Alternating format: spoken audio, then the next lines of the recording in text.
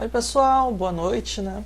Bom dia, né, para vocês, boa noite para mim enquanto eu estou aqui gravando, tá? Nossa primeira aula, assim, mais de contabilidade. O primeiro vídeo foi um vídeo mais de introdução, e agora entrando mais especificamente na disciplina. Como eu não sei muito bem onde que a professora Lúcia parou, eu vou fazer, por enquanto, né, essa semana e a próxima, uma revisão dos principais conceitos assim da disciplina, tudo bem? E para isso eu estou utilizando esse livro, né, o da disciplina, que é o Contabilidade Básica, de Osni Moura Ribeiro, tá? Esse livro eu coloquei, ele está disponível em PDF e coloquei no Google Classroom para vocês baixarem, deixarem no celular, imprimirem, né, e assim por diante, tudo bem? Essa aula é dividida em duas partes, tá? Na primeira, eu vou contar um pouquinho a história qual a importância, né, da contabilidade para as empresas. E na segunda parte, vou focar um pouco mais nos conceitos em si. Tudo bem? Então vamos lá então. O que o livro traz, né, no capítulo 1? Ele vai trazer essas perguntas, né? O que é contabilidade? Para que ela serve? Qual o ponto de partida e como aplicá-la? Aqui é uma coisa interessante que o livro traz, que é sempre bastante tênue no estudo, né, de cada área do conhecimento. Ele vai falar que a contabilidade, diferente por vezes de outras disciplinas, você não consegue compreendê-la se você não fizer esse estudo passo a passo, tá? Ele cita outras disciplinas, eu até fiquei meio receoso com o que o livro traz, mas é apenas uma exposição, né? Ele coloca apenas como uma exposição, tá? Eu não sei se ele tem conhecimento de fato a respeito do que ele está falando, mas enfim, o importante para nós nós não conseguimos, na contabilidade, aprender certos conceitos se a gente não compreender conceitos básicos, tudo bem? Então, o que vai ser a contabilidade? Como que ela é aplicada na empresa, sua importância, por onde que eu devo começar para aprender para que serve a contabilidade e como que você aplica nela na prática, tá? Lembrando que administração e contabilidade a gente entende como áreas gêmeas, né? Porque uma depende da outra. Não à toa, muitas pessoas que estudam, que fazem administração, tanto nível técnico como nível de graduação e pós-graduação, muitas vezes, depois de terminar um curso, fazem o outro, né? Por exemplo, muitas pessoas que fazem administração depois vão fazer contabilidade. Também muitas pessoas que fazem contabilidade depois vão e fazem o curso de administração, tá? Isso não é uma necessidade, mas um curso acaba ajudando o outro, tá? Somente no mercado de trabalho você ter esses dois cursos é muito bem visto, tá? Então, logo no início, ali na página, se vocês estiverem acompanhando comigo, tá? Logo ali no início, na página 12, ele faz essa discussão que um dos principais conceitos da contabilidade é você entender o que é o patrimônio, né? O que são os bens e direitos bens, direitos e deveres de toda empresa, tá? E isso muitas vezes a estrutura disso, de como você monta essa discussão, esse registro, dá-se o nome de balanço patrimonial. Porém, para você construir esse balanço patrimonial, né, que a gente coloca como ativo, passivo e segunda vez, hein? E o patrimônio líquido, tá? Você precisa antes entender outros conceitos, tudo bem? Então, olha lá, no capítulo 1 ele vai pensando em escadas, né? Então, no capítulo 1 você tem um degrau, no capítulo 2, 3, 4, 5 e até o capítulo 14, para construir esse balanço patrimonial, você vai construindo, tá? Vai construindo esse conhecimento pouco a pouco, tá? Você não pode chegar no capítulo 14 sem entender tudo que está descrito no capítulo 1, 2, 3 e assim por diante, tá? Então, primeiramente, para a gente entender a função da contabilidade nas organizações, ele vai contar uma historinha que é bem interessante. Então, vai lá. Acompanha comigo aqui no slide. Suponha que nesse momento você pretende se tornar um comerciante, ou seja, você quer ser um empreendedor e você quer abrir uma empresa quaisquer para você, de alguma forma, atuar, né, como o dono do seu próprio trabalho. Ele coloca o exemplo, né, exemplo que você vai abrir uma empresa de calçados, tá? Mas poderia ser qualquer outro tipo de empresa, tá? A grande ideia é mostrar a dificuldade, né? Como esses deveres das empresas elas vão crescendo de acordo com o tamanho da empresa, tá? Então ele coloca aí, a partir daí surgem as primeiras perguntas, né? Eu vou construir uma empresa com o quê? Tá? A primeira coisa que você precisa ao pensar em constituir uma empresa, além da ideia, né, com o qual você quer trabalhar, você vai precisar do que a gente chama de capital, tá? Que é o recurso inicial para a constituição dessa empresa. Tudo bem? Então, avançando. Olha a definição que o Ribeiro coloca do que vem a ser o capital. Capital pode ser uma importância em dinheiro, tá? Quando a gente trabalha em contabilidade, a gente sempre coloca esses recursos como moeda corrente, tá? Isso aqui é bastante importante. Então, capital pode ser uma importância em dinheiro com a qual você irá comprar tudo o que precisa para constituir, montar o seu negócio, tá? Então, o capital vai ser todo o recurso que você tiver, ou que você emprestar, ou que você tiver guardado, ou de algum recurso que alguém pode por vir estar te devendo e que em algum momento você juntou para montar o seu próprio negócio. Tudo bem? Continuando. Olha a história dele. Suponha que você tenha 50 mil reais em dinheiro, esse vai ser o seu capital inicial, né? Não o nome da banda, claro, né? Vai ser o seu recurso que você deixou guardado ou você conquistou para montar o seu primeiro negócio, tá? Qual que é o próximo passo? Depois da ideia, depois de você ter os recursos para montar o seu negócio, você vai precisar de um local. Algum lugar para você ter esse empreendimento. Antigamente, ali para os anos 70, 80, quando a gente falava local, era um espaço físico. Atualmente isso é mais flexível, né? Principalmente com o advento da internet e do comércio virtual. Então você não necessariamente precisa ter um local físico para você ter uma empresa, tá? Mas você precisa de algum espaço, pode ser sua casa, pode ser um escritório alugado, pode ser um site na internet, pode ser um quarto, uma garagem, assim por diante. Um lugar que você se concentra para você realizar a sua atividade, tá? Então, no caso aqui do exemplo, ele alugou um espaço para poder realizar o seu comércio. Então, vamos lá. Suponha que você alugou uma sala comercial em um lugar privilegiado. Quando você estuda marketing, você... Por vezes é estudado, né, que o lugar ele é muito importante para que seu negócio seja viável ou não, tá? Então, no caso, ele alugou numa sala privilegiada, provavelmente ali no centro da cidade ou algum lugar interessante da cidade que ele consiga atrair uma clientela de qualidade, ou em quantidade e em qualidade, tá? Então, anota lá. O aluguel ele vai custar R$1.000 e o vencimento é cada dia do mês. Tudo bem?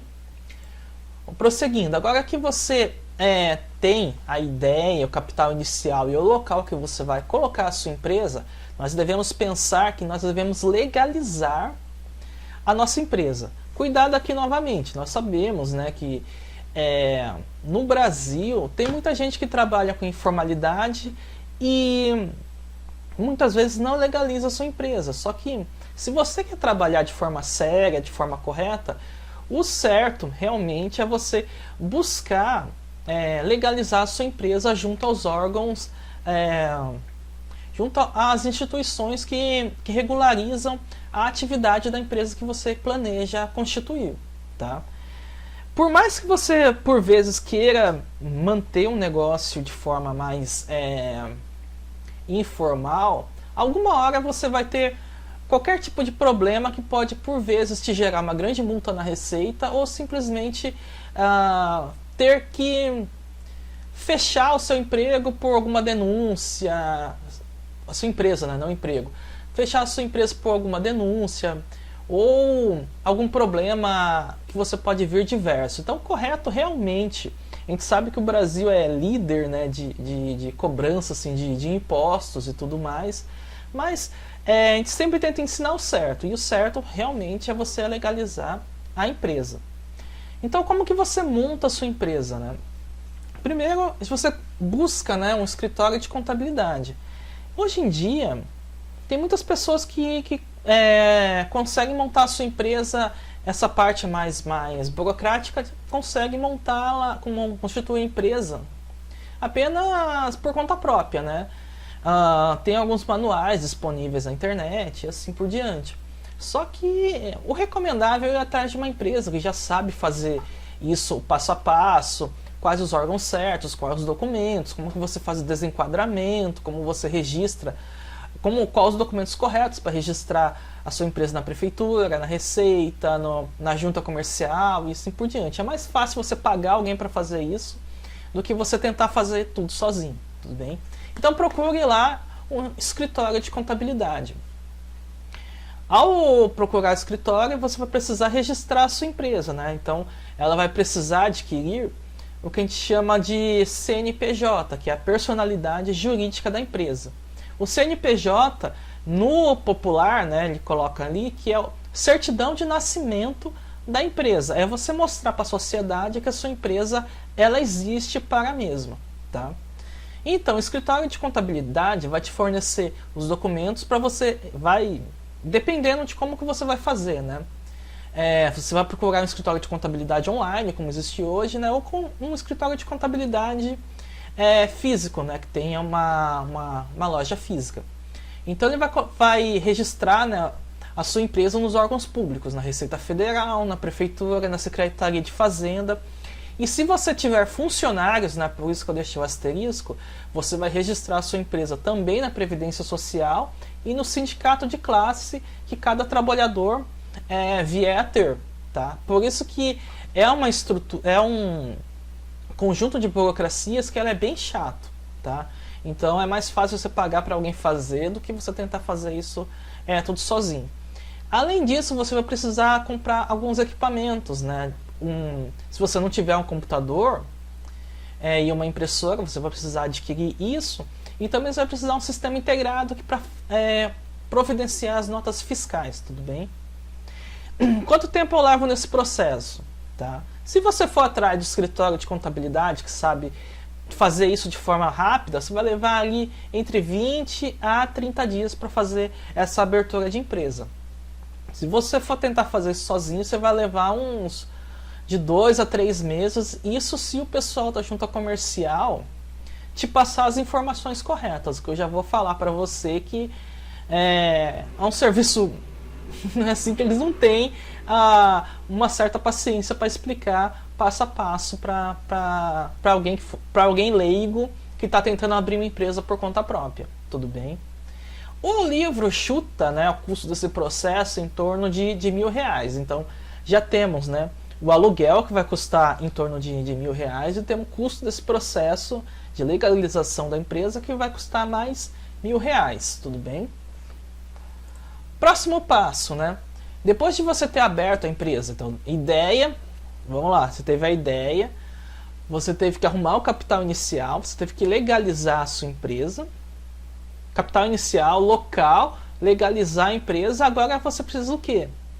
De duas coisas que a gente fala, o mobiliário, né, que são os móveis, né, você vai ter que mobiliar o espaço que você vai utilizar, no caso de uma loja de calçados, você vai ter que ter prateleira, você vai ter que ter uma mesa, né, do gerente, você vai ter que organizar por vezes o banheiro, você vai ter que organizar o estoque e as vitrines, tá? Então tudo isso é mobiliário, então coloca lá, os mobiliários vai ser os bens adquiridos para uso próprio, tá? Então os itens que a empresa precisa para funcionar.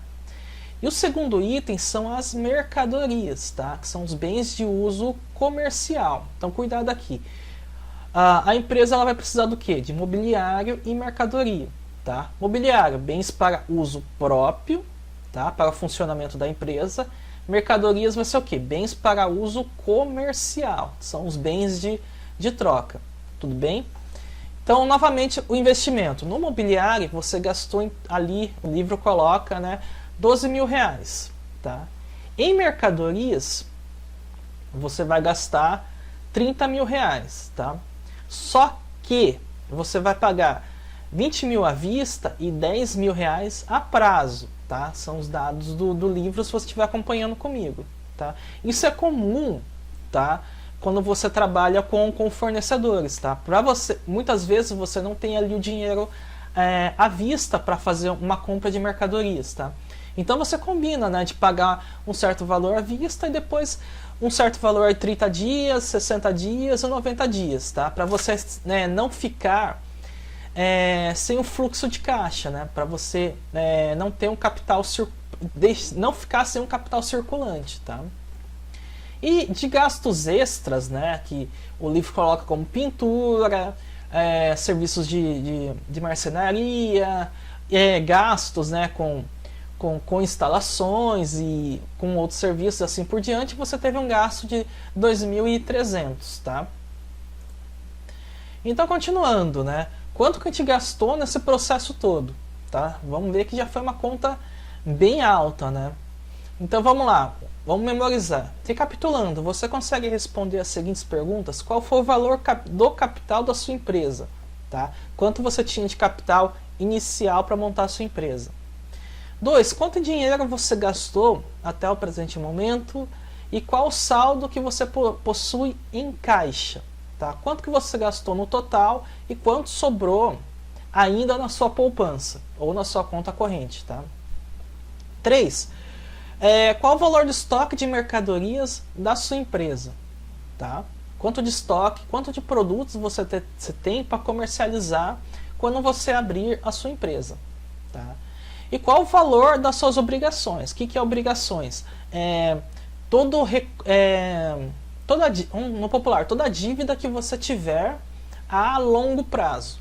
Tá? No caso, você gastou 30 mil em mercadorias, desses 30 mil, 20 você pagou à vista e 10 mil você ficou devendo para pagar daqui a 30 dias. Tá? Então, qual o valor das obrigações? A obrigação é a dívida que você paga ali no futuro. Tudo bem? Então vamos lá, para a nossa conta. Qual o valor do capital da sua empresa? 50 mil reais. Tá? Quanto dinheiro você gastou e quanto você tem de saldo em caixa? Você gastou 35.500 reais. Tá? Em saldo você tem ainda 14.500. Qual o valor em estoque de mercadorias da sua empresa? Você ainda tem 30 mil reais. E qual o valor das suas obrigações, que é o dinheiro que você vai gastar no futuro? 10 mil reais, tá? Aqui é algo interessante, porque isso é de uma empresa pequena, né? Quando você tem uma empresa pequena, né, ou com poucos funcionários, ou ainda você assume, né, como um microempresário individual, né, o famoso MEI, você ainda consegue memorizar todos os gastos, receitas e gastos da sua empresa. Tá? No momento mais inicial. Porém, quando a sua empresa for crescendo, certamente você vai precisar aprimorar o modo como você faz essa contabilização de entradas e saídas da sua empresa. Tudo bem? Depois ele vai mostrar, né, qual que é o objetivo das empresas, né? Vai mostrar um pouco, vai trabalhar um pouco esses conceitos. O objetivo de toda empresa é a obtenção de lucro, tá? O lucro ele vem a ser o que resta, né, aquela relação, né? O valor de venda menos o valor de custo é o seu lucro, tudo bem? O valor do produto, né, que você coloca na prateleira menos o valor que ele custa no fornecedor, é dessa relação que você tira o lucro que a sua empresa vai ter. Tudo bem? Então, como que você obtém esse lucro? Para obter lucro, você precisará vender as suas mercadorias, tá? Essa relação de venda, né, é uma relação de troca, tá? E é um outro conceito que a gente tem que aprender, é que toda relação de troca, no âmbito de empresas, a gente considera como uma transação comercial, tá? E como que você compra e vende, né? Como você estabelece essa relação de transação comercial? Através de dois momentos, né? Você compra mercadorias dos fornecedores, então você tem uma obrigação de pagar esses fornecedores, tá? E depois você tem que fazer a venda dessas mercadorias, tá? No qual você vai receber um recurso para manter a sua empresa. Então, olha o que está em vermelho. Quando você compra a mercadoria dos fornecedores, você tem uma obrigação de pagamento. E quando você faz a venda dessa mercadoria aos clientes, você tem direito ao recebimento, tá? Cuidado aqui, que isso aqui vai ser bastante importante nos capítulos posteriores, que é uma relação de débito e crédito, tá? Esse conceito ela confunde muito na contabilidade. O que é um débito e o que é um crédito? Tudo bem? O crédito é sempre quando entra algum recurso na sua conta, tá? E o débito é sempre quando sai um recurso da sua conta, tá? Então, o débito quando você tem uma obrigação de pagar alguém. E o crédito quando você tem o direito de receber o recurso de alguém, tá? Cuidado que no dia a dia a gente usa muitas vezes de forma contrária. O débito como recebimento e o crédito como algo a pagar a longo prazo. Tudo bem? Outra coisa que ele fala muito nesse exemplo, a gente tem que imaginar a quantidade de pessoas que estão envolvidas nessa relação. Tudo bem? Então ele coloca 3 pessoas. Você, proprietário titular da empresa, que você é uma pessoa física. A sua empresa, que é uma pessoa jurídica. E por fim, são as pessoas terceiras, né?